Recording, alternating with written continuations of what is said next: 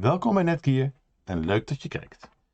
In deze aflevering van Netgear Tips en Tricks gaan we het hebben over de vraag: wat is het IP-adres van mijn switch? Het idee voor deze video komt dit keer van mezelf. Want hebben we de eerste keer na het aansluiten van een nieuwe switch niet allemaal hetzelfde siteje gezeten? Dus dacht ik, het zou wel handig zijn om eens een korte overzichtelijke video te maken. Maar voordat ik dieper op deze materie inga, zal ik je eerst even laten zien wat ik ga bespreken in deze video. Ik zal starten met het bespreken van een aantal algemene vuistregels in relatie tot het IP-nummer van een Netgear switch. Voor nieuwkomers heb ik een korte uitleg waarvoor we een IP-nummer of switch nodig hebben, waarna ik apart de basic voor de smart en de managed switches zal uitleggen. Want er zit enig verschil in de IP-nummering tussen deze twee switchcategorieën. Ik sluit mijn uitleg af met een korte demo van een handige utility om het IP-nummer van een plus of een smart switch op te sporen. Bij de resume geef ik nog wat extra tips en ga ik tevens in op een aantal aandachtspunten. Heb je iets aan deze video gehad? Vergeet hem dan niet een like te geven. Dan ben ik ook weer geholpen met het produceren van toekomstige video's. We herkennen het allemaal wel. Een vers uitgepakte switch op het bureau, de netwerkkabels netjes aangesloten en de stekker in stopcontact. Maar nu, hoe kom ik bij het management interface van deze switch? Ja, via het IP-adres zal je reactie zijn. En dat is helemaal goed. Maar welk IP-adres heeft je switch gekregen? Ik ga het je nu uitleggen. In de basis zal elke Netgear switch, zodra je deze op een netwerk aangesloten hebt, op zoek gaan naar een DHCP-server om een IP-adres behorende bij het netwerk te verkrijgen. Even terzijde, voor het geval je pas begonnen bent met je te verdiepen in netwerktechnologieën. DHCP staat voor Dynamic Host Configuration Protocol. Het is een service op een netwerk wat een IP-adres kan uitdelen voor het geval een netwerkclient hierom vraagt. Eigenlijk ken je dit principe al lang, want als je thuis je laptop aanzet, dan krijg je op dezelfde manier een IP-adres uitgedeeld door je internetrouter. Heeft je switch de DHCP-server gevonden, dan krijgt hij automatisch een IP-adres. Op deze manier is de basis voor beheer gelegd en kan je op zoek gaan naar het IP-nummer van je switch. Maar als er geen DHCP-server op je netwerk aanwezig is, dan valt de switch terug naar zijn default of als standaard IP-adres. Op zich niet onoverkomelijk, maar dan moet je natuurlijk wel weten wat het default-adres is. Hier ga ik verder in deze video zeker nog op terugkomen. Maar nu eerst, met de doelstelling om de achtergrond enigszins compleet met je door te nemen, waarvoor heeft een switch een IP-nummer nodig? Hierover kan ik kort zijn, simpelweg om de switch te kunnen beheren. Maar is de vraag, waarom zou je een switch willen beheren? Laat ik hier kort iets meer over vertellen. Een duidelijk voorbeeld zijn VLAN's, oftewel Virtual Local Area Networks. Willen we derden op een zakelijk netwerk toelaten, bijvoorbeeld wifi voor bezoekers, dan moet je volgens de Europese regelgeving er zorg voor dragen dat de privacygevoelige gegevens behorende bij de bedrijfsvoering afgeschermd zijn. Hiervoor hoef je gelukkig niet in een geheel ander netwerk voor je bezoekers te investeren, maar kun je VLAN's gebruiken om het gasnetwerk van het zakelijke netwerk te isoleren. Buiten VLAN's zijn er nog veel andere voorbeelden te noemen, zoals LSCP. Dit is het bundelen van aansluitingen tussen bijvoorbeeld switches of fileservers ten behoeve van de capaciteit, oftewel de snelheid tussen de genoemde apparatuur. Ook het instellen van de switch op tijd, zodat als je een logfile wilt raadplegen, dat de tijd waarop iets gebeurt ook juist aangegeven wordt in deze logfile. Ook doen wij als Netgear aan onderhoud van de software binnen onze switches. Dit kunnen verbeteringen zijn, zoals security fixes, of verbeterde of toegevoegde functionaliteit. Deze verzameling van mutaties worden firmware updates genoemd. Deze functionaliteit is allemaal aanwezig voor een Netgear Smart of Fully Managed switch met een beheerinterface, dus waarom zou je er geen gebruik van maken? Dan wordt het denk ik nu tijd om eens te kijken hoe je een IP-nummer van een nieuwe switch terug kunt vinden.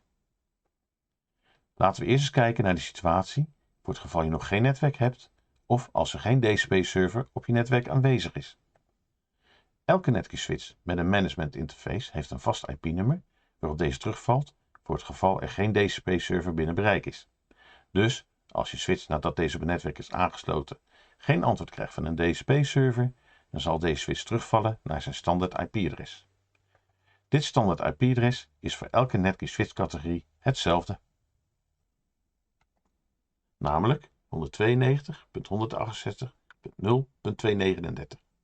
Maar let op, bij de Fully Managed switches is er slechts één aansluiting die luistert naar dit IP-nummer, namelijk de OOB-poort, welke sinds de lancering van de M34000-serie op elke Fully Managed Netgear switch aanwezig is. De zogeheten out-of-band management poort is een extra ethernetpoort welke speciaal bedoeld is voor het beheer van de switch. Deze OOB-poort is binnen de switch af te schermen van de normale ethernetaansluitingen en zo kan je een aparte beheeromgeving creëren en deze volledig afschermen van de rest van de ethernetaansluitingen op je switch. Vaak zie je dit toegepast in grotere netwerken. Wordt dit geïsoleerde beheernetwerk, meestal managementnetwerk genoemd, tevens gebruikt voor speciale out-of-band management controllers van fileservers. Overigens, als je deze OOB-aansluiting gebruikt op een managementnetwerk waar ook een DHCP-server aanwezig is, dan krijgt deze OOB-aansluiting uiteraard gewoon een IP-adres vanuit de DHCP-server. Heb je geen DHCP-server, dan wordt het adres van deze OOB-ethernetaansluiting hetzelfde als bij de andere switches, namelijk 192.168.0.239.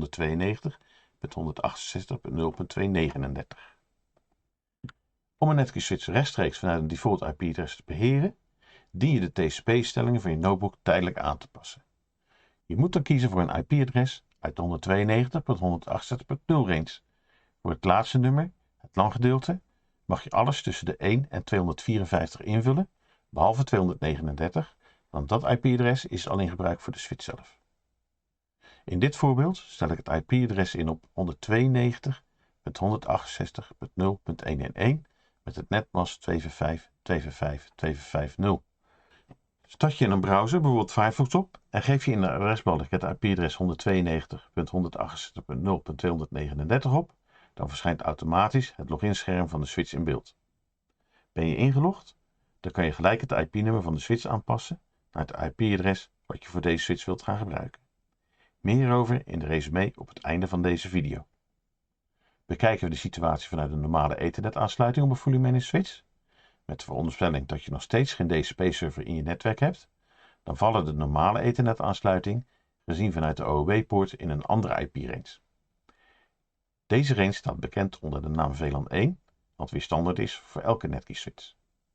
Als je de switch via deze aansluiting wilt benaderen, dan heeft de switch een IP-nummer met een zeer bijzonder adres, namelijk 169.254.100.100.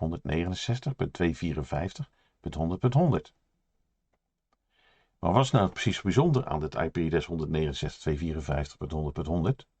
Kijk nou eens naar de eerste twee nummers. De 169.254 range is namelijk een speciale IP-range, bekend onder de naam APIPA. APIPA is een afkorting die staat voor Automatic Private IP Addressing. Door middel van APIPA zullen DHCP-clients op een Microsoft besturingssysteem zichzelf automatisch configureren met een IP-adres en een subnetmasker wanneer er geen DHCP-server beschikbaar is. En er uiteraard geen vast IP-adres op de client is ingesteld. Op deze manier is het mogelijk om zonder configuratie een netwerk te bouwen waar de clients alleen bij elkaar kunnen in hetzelfde VLAN. Of met andere woorden, broadcast domein. Deze APIPA-clients kunnen dus niet naar een ander netwerksegment of VLAN, dus ook niet richting het internet. Waarschijnlijk heb je zelf al eens een APIPA-adres op je notebook gehad, omdat er iets niet helemaal juist ging tijdens het configureren. Maar in dit geval kun je het APIPA-mechanisme mooi gebruiken om bij je nieuwe Netgear fully managed switch te komen. Want als je je Windows of Apple notebook configureert voor DHCP aansluit op je switch, dan krijgt deze net zoals de switch zelf geen IP-adres vanuit de DHCP-server en vallen beide terug op het APIPA-IP-nummer. Het enige wat je in dat geval hoeft te doen is 169.254.100.100 in je browser typen en dan heb je gelijk contact met de switch. Een heel praktische manier om een Netgear fully managed switch te benaderen als er geen DHCP-server op je netwerk aanwezig is. Overigens kent Linux eenzelfde soort mechanisme. En dan nu de vraag, stel je hebt een DHCP-server op je netwerk, zou je dan zonder hulpmiddelen het IP-nummer van je nieuwe switch kunnen achterhalen? Ik denk dat je deze al in gedachten had. Namelijk opzoeken in de DHCP-server, want via de logfile of het console van je DHCP-server kun je, mits je weet welk MAC-adres je switch heeft, redelijk snel achterhalen wat het IP-nummer van je switch is. Het MAC-adres staat bij ons netjes op het serienummerlabel van de switch en op de doos, dus daar is eenvoudig aan te komen. Maar wat nu als je geen toegang hebt tot de DHCP-server van het netwerk waar de installatie doet? Geen nood, we weten nog wel een paar tools die je redelijk snel uit de brand kunnen helpen. Er zijn aardig wat tools van derden waarmee je IP-adressen op je netwerk kunt scannen. Bijvoorbeeld voor Windows de Advanced IP-scanner en voor Android Fing Network Tools. Ook zijn er plenty betaalde alternatieven. Maar dit valt een beetje buiten de scope, zodoende mogen jullie zelf op zoek naar deze alternatieven via Google. Want Voor onze smart switches hebben we een handige tool die gratis te downloaden is, namelijk de Netgear Switch Discovery Tool. Het mooie is dat deze tool beschikbaar is voor Windows, voor Mac en voor Linux. Voor Linux via de app image te installeren, dus voor ieder wat wils. Ik zal je nu laten zien waar je de Netgear Switch Discovery Tool kunt vinden en hoe deze werkt, dan heb je gelijk een beeld. Laten we eerst eens op zoek gaan naar de software. Eerst gaan we naar de site support.netgear.com.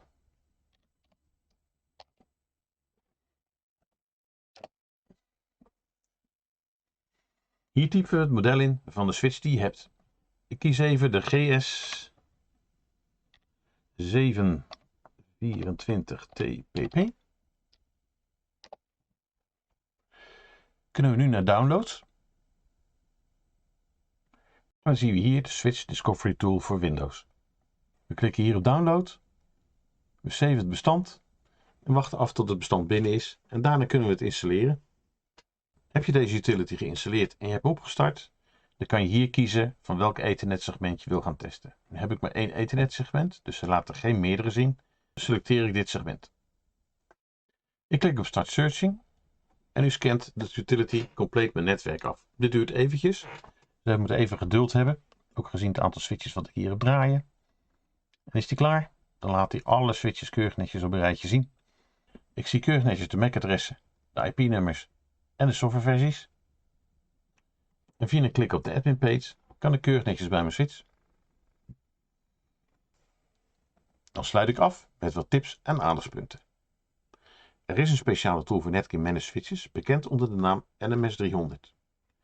Netgear NMS300 is een SNMP management tool waarmee je Netgear switches kunt monitoren en onderhouden en is gratis tot 200 IP-adressen.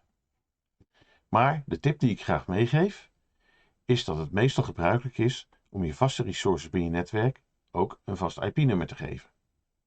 Hiermee wordt het onderhoud van deze resources, bijvoorbeeld een switch, wat eenvoudiger uit te voeren. Omdat je dan niet eerst op zoek hoeft naar het IP-nummer voordat je onderhoud gaat plegen. Ook ben je met een vast IP-nummer onafhankelijk van de beschikbaarheid van je DSP-server. Uiteraard is dit maar een tip en ligt de keuze of je gebruik wilt maken van een vast IP-nummer of DSP geheel bij jezelf. Nog wat extra tips voor het geval je Netgear Fully Managed Switch in gebruik wil nemen. Als halverwege deze video besproken, kun je bij deze switchcategorie twee dingen doen om snel aan de slag te kunnen. Eerste, alleen je switch aansluiten op de spanning en je notebook verbinden met de normale switchpoorten. Dan kan je gelijk via IP-nummer 169.254.100.100 bij het management interface van je switch. Of, tweede, met een aanwezige DSP-server op netwerk kan je je Fully Managed Switch gewoon aansluiten op je netwerk met een van de normale poorten van deze switch. De switch zal dan een IP-nummer krijgen vanuit je DSP-server. Wil je dit IP-nummer op een eenvoudige manier terugvinden, dan kan je je notebook op de OOB managementpoort aansluiten, zoals eerder in deze video beschreven. En als derde, heb je een DSP-server en al een ander Netgear Fully Managed of Smart Switch op je netwerk aangesloten, dan kan je het IP-nummer voor je nieuwe switch terugvinden via het LLDP-menu van de bestaande switch, onder het submenu LLDP met. Bij de managed switches met een AV-interface kun je de nieuwe switch terugvinden in het Neighbor-menu links van het scherm. En als laatste tip, als je wat vaker met onze Plus of Smart switches aan de gang bent, installeer dan standaard de Netgear Switch Discovery Tool op je notebook, dan heb je een IP-adres van je switch zo voorhanden. Tot zover mijn uitleg en kunnen we door naar de wekelijkse mededelingen. Ten slotte heb ik nog een paar tips op een rijtje gezet en heb ik een speciaal verzoek aan jou. Heb je suggesties voor een nieuwe blog, vlog of webinar? Laat het mij gerust weten. Met deze input gaan we weer aan de slag voor een nieuwe op jou gerichte content. Uiteraard kun je voor Netgear gerelateerde pre-salesvragen ook bij mij terecht. Stuur me gerust een e-mail. Voor het verkrijgen van afsales support kan je terecht bij ons L2 supportteam in Ierland. Hier zijn voldoende Nederlands en Franstalige afsales support engineers aanwezig om je verder op weg te helpen. Heb je commerciële vragen, dan kun je uiteraard terecht bij je vaste contactpersoon bij Netgear. Heb je deze niet, neem de contact met ons op via een e-mail naar be.of nl.rapidresponse@netgear.com. We zien je vragen graag tegemoet. Ben je op zoek naar nog meer achtergronden? Neem dan eens een kijkje op onze site innovatie.netgear.nl. Op deze site vind je veel achtergrondinformatie zoals onze blogs en vlogs en kan je de nieuw aangekondigde webinars terugvinden. Ook staan de opnamen van voorgaande webinars en deze tips en trickvlogs keurig in een overzicht, zodat je niets hoeft te missen. Daarnaast is er een sectie met de laatste verkoopacties, zodat je aan de commerciële kant ook snel uit de voeten kunt. Hiermee zijn we weer aan het einde gekomen van deze aflevering, maar mijn werk hier is nog verre van compleet, dus hou zeker innovatie.netgear.nl in de gaten voor nog meer nieuws. Heb je wat aan deze video gehad? Druk dan zeker even op de like-button. Abonneren mag natuurlijk ook. Klik dan ook nog even op de bel. Dan weet je precies wanneer we weer een nieuwe video hebben gepost. Bedankt voor je interesse en tot de volgende week.